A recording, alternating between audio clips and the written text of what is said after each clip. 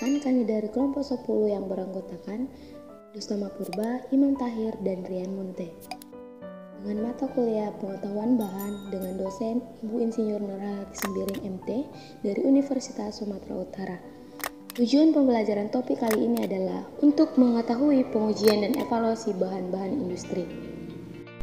Nah, sebelum kita mempelajari lebih jauh, kita harus tahu dulu apa itu sifat-sifat dari bahan industri. Sifat-sifat khas bahan industri perlu dikenal secara baik karena dipergunakan untuk berbagai keperluan. Sifat yang diinginkan seperti sifat mekanik, sifat-sifat listrik, sifat-sifat magnet, sifat-sifat termal, sifat-sifat kimia, sifat-sifat fisik, dan masih banyak lainnya. Nah, teman-teman, pada gambar di samping teman-teman dapat melihat adanya peta konsep tentang bahan yang diantara lain. Pertama, karet memiliki sifat elastis atau lentur, tidak mudah patah, penghantar listrik yang buruk, dan penghantar panas yang buruk, yang digunakan untuk bahan dasar pembuatan ban kendaraan. Yang kedua ada logam, yang memiliki sifat keras dan mengkilap, penghantar panas dan listrik yang baik, yang digunakan untuk bahan dasar pembuatan kabel listrik atau lembaga. Ketiga, plastik memiliki sifat ringan, mudah dibentuk, tidak tembus air, tidak menghantarkan listrik, dan tahan karat, yang digunakan untuk bahan dasar pembuatan alat-alat rumah tangga. Yang keempat adalah kayu, memiliki sifat kuat, penghantar panas dan listrik yang buruk, yang digunakan untuk pegangan panci. Nah, pada saat ini sampailah kita di pengujian dan evaluasi bahan-bahan industri, yang terdiri dari dua bagian. Yang pertama pengujian tarik statik, dan yang kedua adanya pengujian statik untuk tekan, bengkok, dan bentuk. Yang pertama pengujian tarik statis. Deformasi bahan disebabkan oleh beban tarik statis adalah dasar dari pengujian dan studi mengenai penguatan bahan. Pertama, daerah elastis. Gambar menunjukkan keadaan apabila beban diberikan pada batang uji.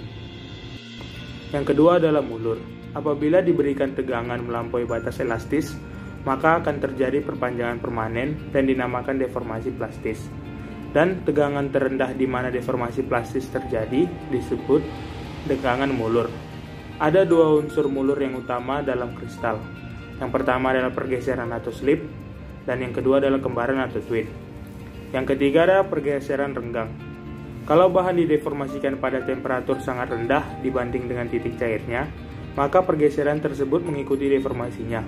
Gejala ini dinamakan pengerasan renggangan atau pengerasan kerja. 4. Kelihatan dan keuletan. A. Kelihatan.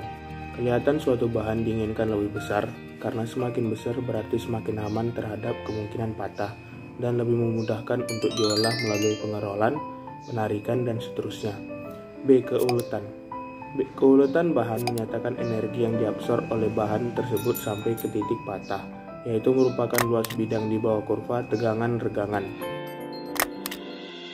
Yang kedua, pengujian statik untuk tekan, bengkok, dan puntir.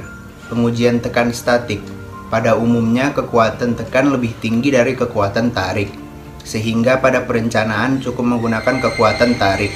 Tetapi untuk komponen yang hanya menerima beban tekan saja dan dirancang berdasarkan kekuatan tarik, kadang-kadang perhitungan menghasilkan dimensi yang berlebihan sehingga pengujian tekan masih diperlukan.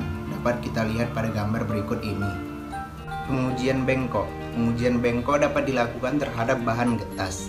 Maka pengujian bengkok dapat menentukan mampu deformasi untuk ukuran tertentu dengan radius bengkok tertentu sampai sudut bengkok tertentu dengan diberi deformasi tertentu.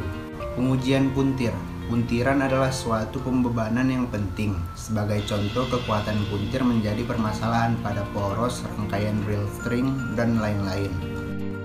Yang ketiga, pengujian keulatan dan patah ulat. Kelakuan dinamik dari kekuatan logam adalah sangat penting. Ini berarti ada atau variasi sifat-sifat karena temperatur dan laju regangan.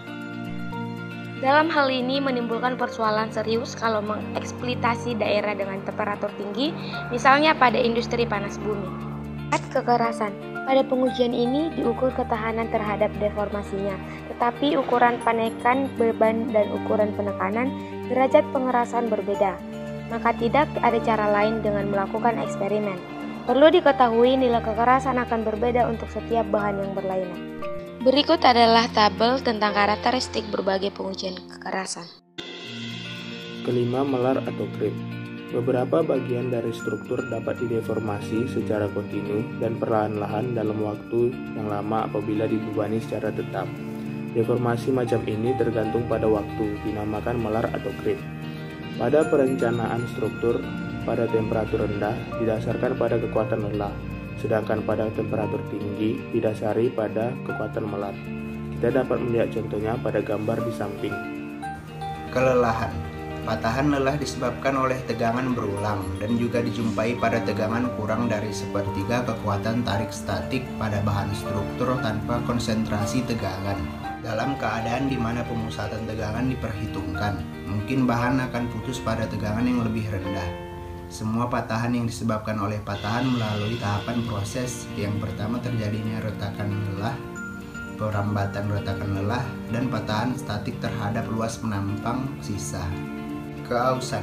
Sebuah mesin mempunyai banyak komponen yang bekerja pada pergerakan dengan gesekan.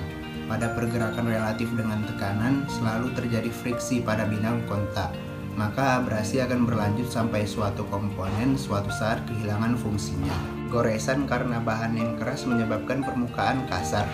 Pemolesan dengan bahan abrasi keras memberikan fenomena abrasi yang disebut dengan keausan goresan atau keausan permukaan licin.